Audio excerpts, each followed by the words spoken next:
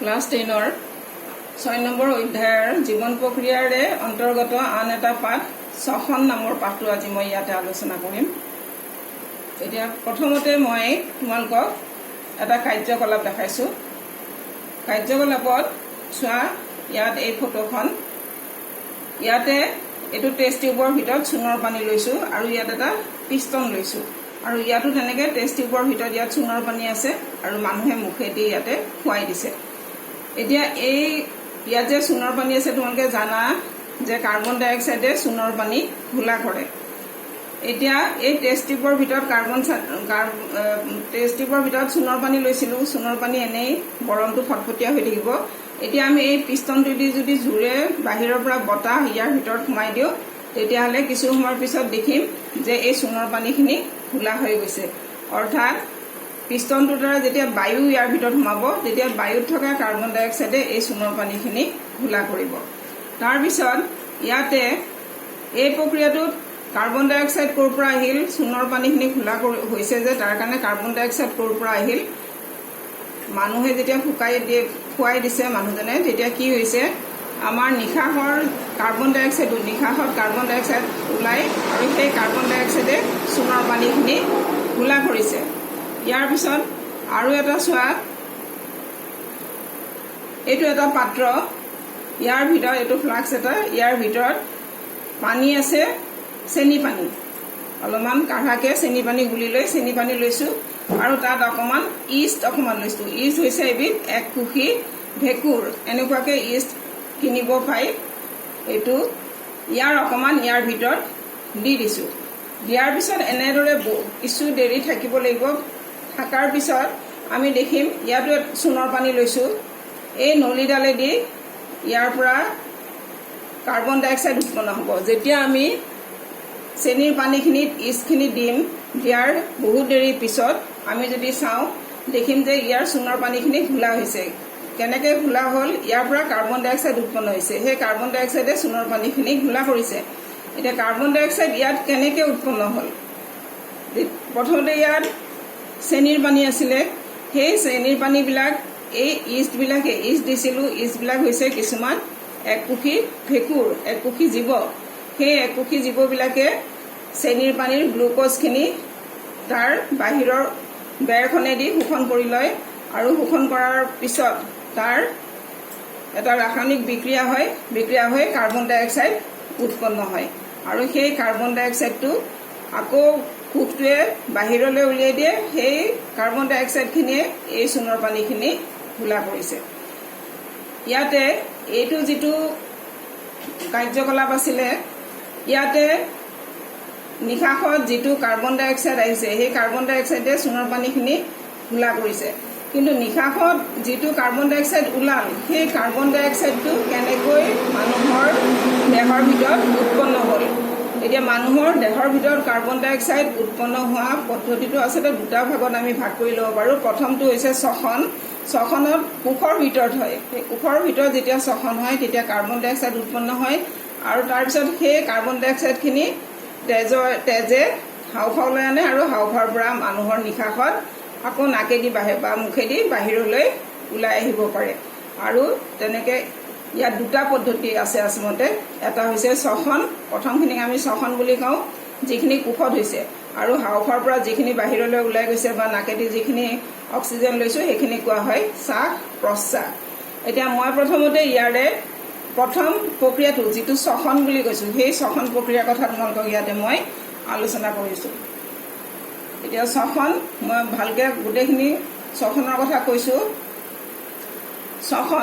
শ্বসন হয় আমাৰ কোষবিলাকত যেতিয়া খাদ্যবস্তুৰ সৰল অণুবিলাক আহে, কোষবিলাকে যেতিয়া পায়, তেতিয়া কি হয়, সেই কোষৰ ভিতৰত কোষৰ কথা তোমালোকে আগতে পঢ়িছা। কোষ পৰশখিনি কোষবেৰৰ পিছতে কোষ পৰশ থাকে আৰু তাৰ ভিতৰত একেবাৰে ভিতৰত কোষ কেন্দ্ৰ থাকে। কোষ কেন্দ্ৰটোৰ বাহিৰৰখিনি হৈছে কোষ পৰশ, সেইখিনি বিজলুৱা পদাৰ্থ। এই কোষ পৰশত আমি খোৱা আহাৰৰ বিশেষকৈ গ্লুক'জখিনি ভাঙি যায়।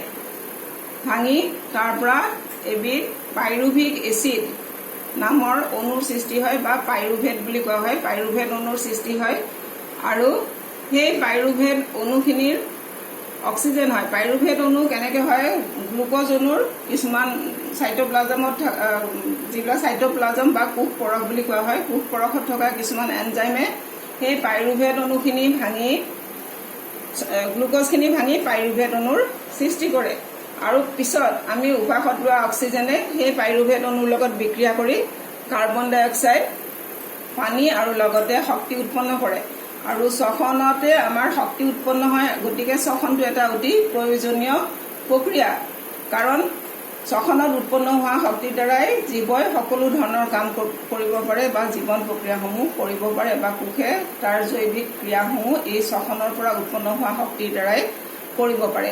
এতিয়া শ্বসনৰ এইটো সমীকৰণ, প্ৰথমতে গ্লুক'জ অণুটো প্ৰথমতে ভাঙি পাইৰুভেট অণু হয়। যিয়ে হওক বাৰু, গ্লুক'জটোই অক্সিজেনৰ লগত বিক্ৰিয়া কৰি কাৰ্বন ডাই অক্সাইড, পানী আৰু শক্তি উৎপন্ন কৰে। এই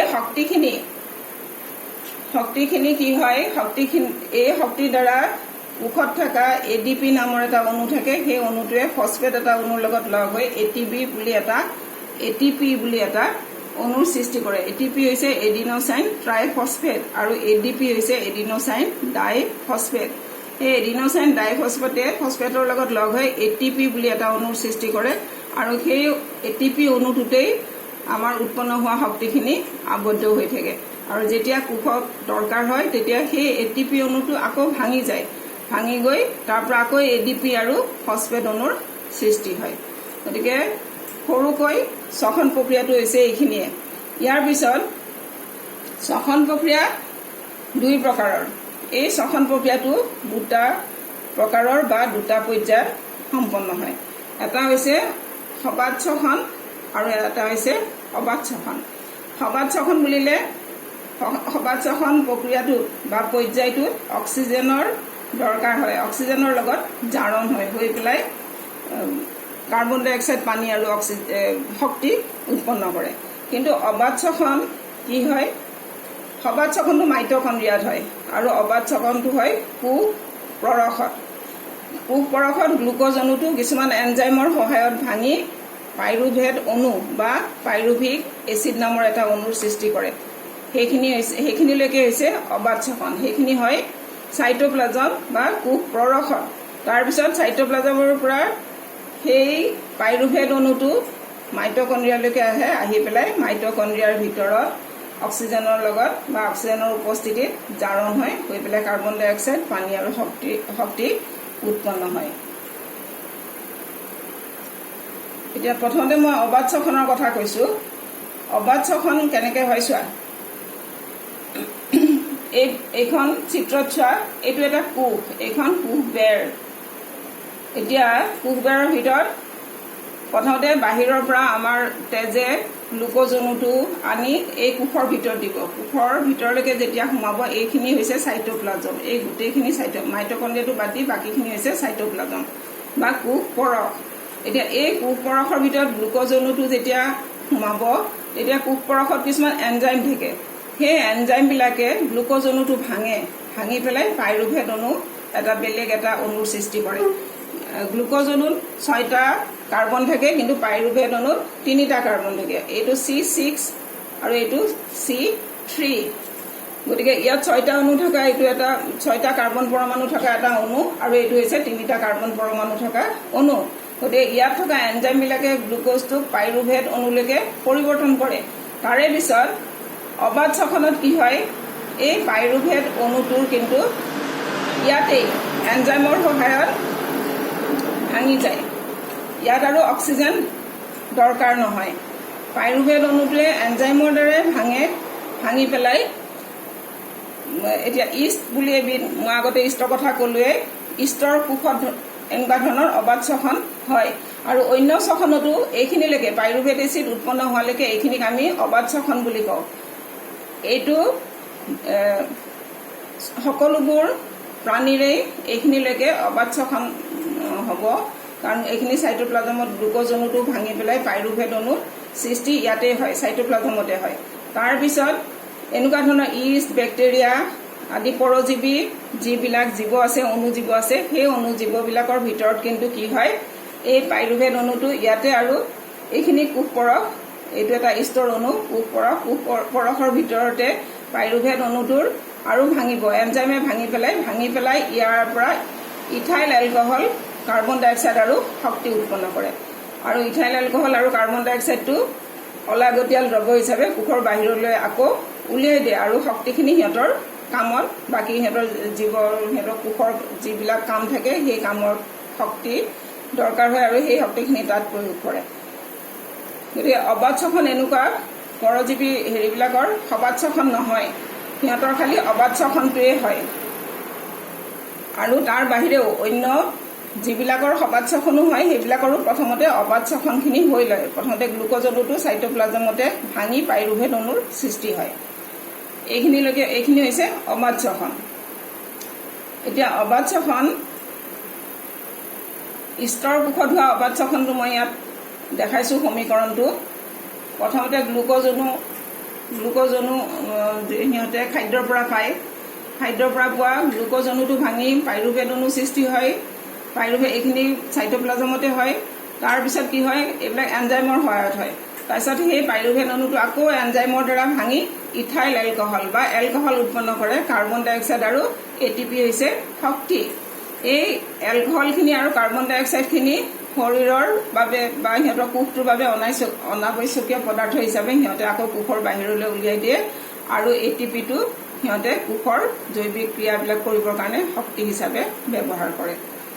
ইয়াৰ বাহিৰেও অবাধ শ্বসন আৰু আমাৰ পেশী কোষতো হয়। আমাৰ পেশী কোষত কি হয়, যেতিয়া আমি বেছিকৈ জঁপিয়াওঁ বা দৌৰোঁ তেতিয়া আমাৰ পেশী কোষৰ বেছিকৈ সঞ্চালন হয়, পেশী কোষবিলাক সংকোচন আৰু প্ৰসাৰণ হয়। ইয়াৰ ফলত সিহঁতক বেছি পৰিমাণে শক্তিৰ প্ৰয়োজন হয়।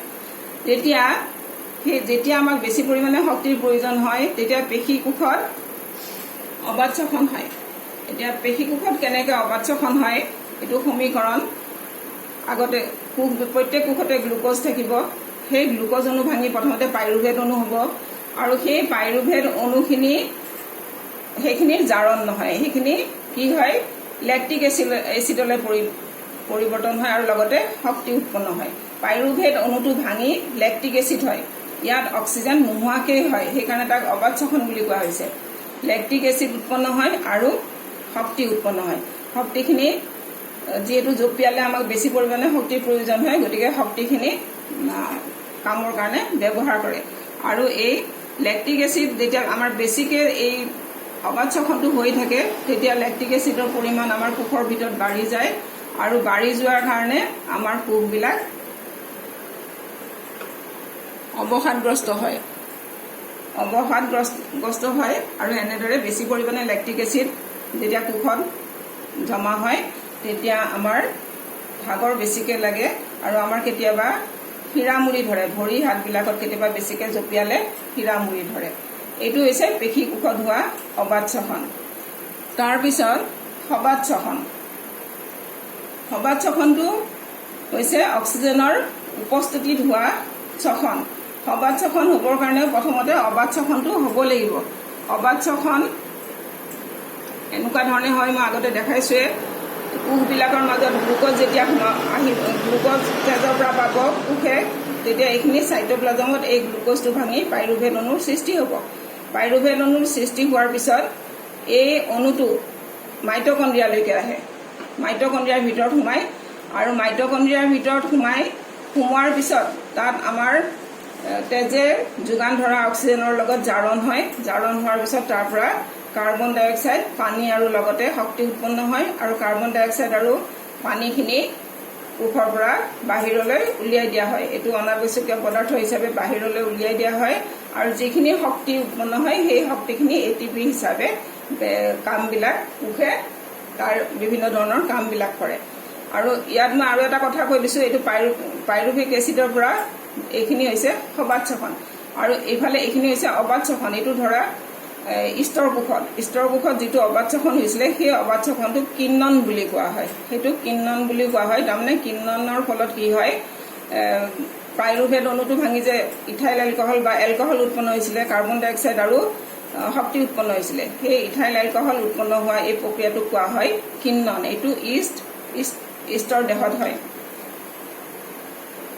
তাৰপিছত সবাত ছখনৰ এইটো গোটেই ছখনৰ মই সমীকৰণটো ইয়াত লিখি দিছোঁ। প্ৰথমতে এইটো গ্লুক'জ অণু, এইটো মাইটকণ্ড্ৰিয়াত হয়। মনত ৰাখিবা, সবাত ছখন মাইটকণ্ড্ৰিয়াত হয় আৰু অবাত ছখন হয় কোষ পৰশত। গ্লুক'জ অণুটো ভাঙি পাইৰুভেট অণু হ'ব, এইখিনি মাইটকণ্ড্ৰিয়াত হয়। তাৰপিছত এইখিনি আকৌ জাৰণ হৈ পেলাই কাৰ্বন ডাই অক্সাইড হ'ব, পানী হ'ব আৰু লগতে শক্তি উৎপন্ন হয়। আৰু কাৰ্বন ডাই অক্সাইড আৰু পানীখিনি আমি নিশাহত বাহিৰলৈ উলিয়াই দিওঁ জীৱবিলাকে, আৰু তাৰ যিটো শক্তি উৎপন্ন হয় শক্তিটো বিভিন্ন ধৰণৰ কামত ব্যৱহাৰ কৰে। তাৰপিছত মই প্ৰথমতে কৈছিলোঁ তোমালোকক আমাৰ যিটো কাৰ্যকলাপত দেখাইছিলোঁ যে মুখেদি খুৱাই দিলে কাৰ্বন ডাই অক্সাইড উৎপন্ন হয়, কাৰ্বন ডাই অক্সাইড মুখৰ পৰা আহে। গতিকে এই পদ্ধতিটোত দুটা প্ৰক্ৰিয়া জড়িত হৈ আছে, এটা শ্বসন আৰু এটা হৈছে শ্বাস প্ৰশ্বাস। শ্বসনখিনি হয় কোষত, আৰু সেই কোষৰ মই শ্বসনখিনিৰ কথা ক'লোঁ। এতিয়া শ্বাস প্ৰশ্বাসখিনি কেনেকৈ হয়, শ্বাস প্ৰশ্বাসৰ কথা মই ইয়াত আলোচনা কৰিছোঁ। প্ৰথমতে আমি মানুহৰ শ্বাস প্ৰশ্বাসৰ কথা কওঁ। মানুহৰ শ্বাস প্ৰশ্বাসৰ কাৰণে এটা তন্ত্ৰ আছে, শ্বাসতন্ত্ৰ। এই শ্বাসতন্ত্ৰৰ অংগ প্ৰথমতে নাকৰ পিছত এডাল দীঘল নলী আছে, এইডাল শ্বাস নলী বুলি কয়। শ্বাস নলীডাল এনেকৈ ভাগ হৈ পেলাই দুটা হাওঁফাওঁ বুকুত থাকে, সেই হাওঁফাওঁ দুটালৈকে গৈছে। আৰু এই হাওঁফাওলৈকে শ্বাস নলীডাল গৈ পেলাই শ্বাস নলীডাল আৰু বহুতো শাখাত বিভক্ত হৈছে। শাখাত বিভক্ত হৈ পেলাই এই প্ৰত্যেকটো শাখা সৰু সৰু বহুতবিলাক শাখা গোটেই হাওঁফাওটোৰ কোষবিলাকলৈকে গৈছে। আৰু সেই শাখাবিলাকৰ এইটো এটা ডাঙৰকৈ দেখাইছোঁ। এই শাখাডালৰ মূৰটো এনেকুৱা বেলুনৰ নিচিনাকৈ ফুলি ডাঙৰ এটা অংশৰ সৃষ্টি হয়। এইবিলাকক কোৱা হয় বায়ুকোষ, বেলুনৰ নিচিনা বায়ুকোষ। এইডাল হৈছে বায়ু নলিকা। এই বায়ু নলিকাবিলাক ইয়াৰ ভিতৰত থাকে। এই বায়ু নলিকাৰ মূৰটো এনেকুৱাকৈ ডাঙৰ হৈ পেলাই বেলুনৰ নিচিনা ডাঙৰ হৈ থাকে। আৰু সেই বায়ু নলিকাৰ বাহিৰ ফালে তেজৰ এখন জালিকা থাকে। এইডাল শিৰা আৰু এইডাল ধমনীৰ পৰা অহা তাৰ শাখাৰ পৰা এনেকুৱা ওপৰত এখন জালিকাৰ সৃষ্টি হয়। আৰু এই তেজৰ জালিকাখনেদি কি কৰে, কাৰ্বন ডাই অক্সাইডটো কোষত এৰি দিয়ে। ভিতৰতো হৈছে কোষ, এইটো বায়ু কোষ। ইয়াৰ বাহিৰৰ ফালে এই শিৰাডালেদি ইয়াত কাৰ্বন ডাই অক্সাইড দিব কোষটোক, আৰু তাৰ পৰা এইডালে ৰঙাডালে কি কৰিব, এইডাল তেজৰ ধমনীৰ শাখা, আৰু এইডালে এই অক্সিজেনখিনি লৈ আহি ইয়াৰ পৰা হাওঁফাওৰ পৰা আকৌ এই নলীডাল দি আকৌ নাকেদি নিশাহত ওলাই যায়। কাৰ্বন ডাই অক্সাইড ইয়াতে নাকেদি যেতিয়া আমি উশাহটো ল'ম তেতিয়া বায়ুটো সোমাব। বায়ু সোমোৱাৰ পিছত কি হ'ব, এই বায়ু কোষবিলাকলৈ বায়ুবিলাক সোমাই যাব। আৰু বায়ুবিলাক সোমাই যোৱাৰ পিছত এই তেজৰ জালিকাখনে তাৰ পৰা অক্সিজেনখিনি লৈ পেলাই কোষবিলাকলৈকে দিয়ে। আৰু কোষবিলাকত উৎপন্ন হোৱা কাৰ্বন ডাই অক্সাইডখিনি আকৌ আহি পেলাই এই কোষবিলাকে গ্ৰহণ কৰিব জালিকাখনৰ মাজেদি। গ্ৰহণ কৰাৰ পিছত আকৌ এই নলীডাল দি নাকেদি বাহিৰলৈ ওলাই যাব। আৰু এই প্ৰক্ৰিয়াটোত এখন মধ্যস্থতা বুলি এইখন এখন মাংসপেশীৰ এখন ছালৰ নিচিনা অলপ ডাঠ, এইখন মধ্যস্থতা বুলি কোৱা হয়। এই মধ্যস্থতাখনেও ইয়াত উশাহ নিশাহৰ কাৰণে গুৰুত্বপূৰ্ণ ভূমিকা গ্ৰহণ কৰে। কেনেকৈ, এই মধ্যস্থতাখন যেতিয়া তললৈকে, এইখন এবাৰ তললৈকে নামে এবাৰ ওপৰলৈকে উঠা নামা কৰিব পাৰে। তললৈকে নামাৰ ফলত আমাৰ বুকুৰ ভিতৰখনৰ যিখিনি ঠাই এইখিনি ডাঙৰ হৈ যায়। ডাঙৰ হোৱাৰ ফলত হাওঁফাওটো ডাঙৰ হ'ব পাৰে। ডাঙৰ হ'লে তেতিয়া নাকেদি বতাহখিনি হাওঁফাওৰ ভিতৰত সোমাব পাৰে। আৰু যেতিয়া মধ্যস্থতাখন ওপৰলৈ উঠি যায় তেতিয়া হাওঁফাওত হেঁচা খায়, আৰু হেঁচা খোৱাৰ কাৰণে আকৌ তাৰ পৰা বায়ুটো বা কাৰ্বন ডাই অক্সাইডযুক্ত বায়ুটো নাকেদি ওলাই যায়। এইখিনি হৈছে মানুহৰ শ্বাস প্ৰশ্বাস তন্ত্ৰ। ইয়াৰ পিছত তাৰ বাহিৰেও বেলেগ বেলেগ জীৱ আছে। সেই জীৱবিলাকৰ বেলেগ বেলেগ ধৰণৰ জীৱৰ শ্বাস প্ৰশ্বাস প্ৰণালী বেলেগ বেলেগ, কাৰণ সকলোৰে দেহৰ গঠনটো বেলেগ বেলেগ। এতিয়া এককোষী জীৱৰ শ্বাস প্ৰশ্বাস কেনেকৈ হয়, এইটো এটা এককোষী জীৱ, এইটো এমিবা। ইহঁতৰ বাহিৰৰ আৱৰণখনেদিয়ে শ্বাস প্ৰশ্বাস হয়। যাতে বায়ুৰ পৰা অক্সিজেনখিনি এই আৱৰণেদিয়ে ভিতৰৰ কোষটোৰ ভিতৰত ল'ব পাৰে। আৰু কোষটোৰ ভিতৰত যেতিয়া কাৰ্বন ডাই অক্সাইড উৎপন্ন হয় তেতিয়া সি এই কোষৰ বেৰখনেদিয়ে বাহিৰলৈকে ওলাই দিব পাৰে। তেনেকুৱা ধৰণে এককোষী জীৱবিলাকে এনেকুৱা ধৰণে শ্বাস প্ৰশ্বাস কৰে। তাৰপিছত জলচৰ প্ৰাণীবিলাকে শ্বাস প্ৰশ্বাস কেনেকৈ কৰে, জলচৰ প্ৰাণীবিলাক পানীত থাকে আৰু পানীৰ পৰাই সিহঁতে অক্সিজেনখিনি গ্ৰহণ কৰিব পাৰে। মুখেদি যেতিয়া পানীখিনি মুখৰ ভিতৰত সোমাব, তেতিয়া পানীত থকা অক্সিজেনখিনি সিহঁতে প্ৰথমতে মুখেদি পানীখিনি সোমাই লৈ জোৰেৰে কাণখন মেলি কাণেদি উলিয়াই দিয়ে। আৰু কাণৰ তলতখন কাণখন ডাঙাৰ পিছত ভিতৰৰ ফালে এনেকুৱা কিছুমান ফুল থাকে, এই ফুলৰ লগতে তেজৰ কিছুমান নলিকা থাকে।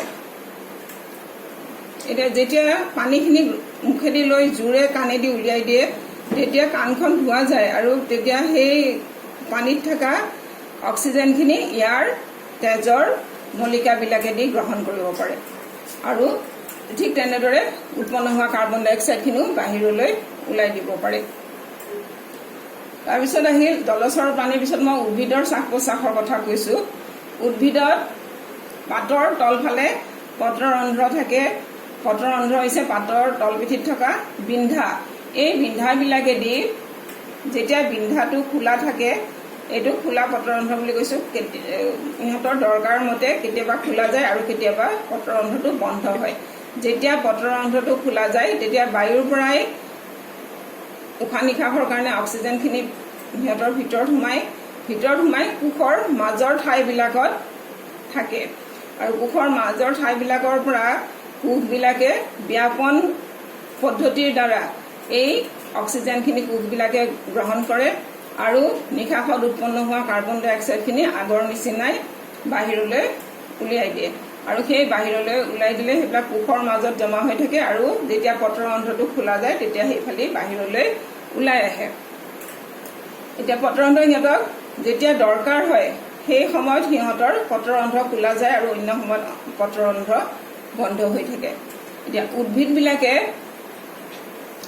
দিনত সালোক সংশ্লেষণ হোৱাৰ বাবে কি হয়, সিহঁতক কাৰ্বন ডাই অক্সাইডটো বেছি পৰিমাণে লাগে। এতিয়া ইয়াতে যেতিয়া উশাহৰ কাৰণে অক্সিজেনখিনি বায়ুৰ পৰা লোৱাৰ পিছত সিহঁতে কোষৰ মাজলৈকে যায় অক্সিজেনখিনি, আৰু তাৰপিছত সিহঁতৰ পাতত কাৰ্বন ডাই অক্সাইড উৎপন্ন হয়। কাৰ্বন ডাই অক্সাইডখিনি আকৌ কোষৰ মাজলৈকে আহি জমা হয়। কিন্তু সেই কাৰ্বন ডাই অক্সাইডখিনি সিহঁতক সালোক সংশ্লেষণৰ বাবে দৰকাৰ হয়। গতিকে সিহঁতে সেই কাৰ্বন ডাই অক্সাইড বেছি পৰিমাণে কাৰ্বন ডাই অক্সাইডখিনি সালোক সংশ্লেষণত ব্যৱহাৰ কৰে আৰু সালোক সংশ্লেষণৰ ফলত যে অক্সিজেন উৎপন্ন হয়, সেই অক্সিজেনখিনিৰ পৰিমাণ বেছি হোৱাৰ কাৰণে আকৌ পত্ৰৰন্ধ্ৰেদি বাহিৰলৈ উলিয়াই দিয়ে। সেইকাৰণে দিনৰ ভাগত চোৱা কাৰ্বন ডাই অক্সাইড লৈছে, অক্সিজেন এৰি দিছে, কাৰণ কাৰ্বন ডাই অক্সাইডখিনি সিহঁতক বেছি পৰিমাণে লাগে। দিনত সালোক সংশ্লেষণৰ কাৰণে কাৰ্বন ডাই অক্সাইডটো বেছি পৰিমাণে লাগে। সেইকাৰণে সিহঁতে উশাহত উৎপন্ন হোৱা কাৰ্বন ডাই অক্সাইডৰো বেছিখিনি কাৰ্বন ডাই অক্সাইডে সালোক সংশ্লেষণত ব্যৱহাৰ কৰে আৰু সিহঁতৰ দিনৰ ভাগত অক্সিজেন বেছিকৈ উৎপন্ন হয়। সালোক সংশ্লেষণত অক্সিজেন উৎপন্ন হয়, গতিকে সেই অক্সিজেন দিনৰ ভাগত উদ্ভিদে বাহিৰলৈ এৰি দিয়ে। কিন্তু ৰাতি সালোক সংশ্লেষণ নহয়। ৰাতি সিহঁতৰ আহাৰ তৈয়াৰ নকৰে, কাৰণ সূৰ্যৰ পোহৰ নাথাকে আৰু সেইকাৰণে ৰাতি উশাহ নিশাহ বা শ্বাস প্ৰশ্বাস প্ৰক্ৰিয়াটো বেছিকৈ চলে। ৰাতি অক্সিজেনখিনি লয় আৰু উৎপন্ন হোৱা কাৰ্বন ডাই অক্সাইডখিনি এৰি দিয়ে। গতিকে দিনত আমি উশাহ নিশাহটো বা শ্বাস প্ৰশ্বাসটো বেছি দেখা নাপাওঁ বা বেছিকৈ নহয়, কাৰণ উৎপন্ন হৈ থাকে, কিন্তু উৎপন্ন হোৱা কাৰ্বন ডাই অক্সাইডখিনি সিহঁতে আকৌ ব্যৱহাৰ কৰে। কিন্তু ৰাতি যিহেতু কাৰ্বন ডাই অক্সাইড সিহঁতৰ ব্যৱহাৰৰ প্ৰয়োজন নাই, গতিকে ৰাতি কাৰ্বন ডাই অক্সাইডখিনি বেছিকৈ এৰি দিয়ে আৰু অক্সিজেনখিনি বেছিকৈ গ্ৰহণ কৰে। কিন্তু এইখিনিয়ে হৈছে জীৱৰ শ্বাস প্ৰশ্বাস আৰু শ্বসন আৰু শ্বাস প্ৰশ্বাস প্ৰণালী।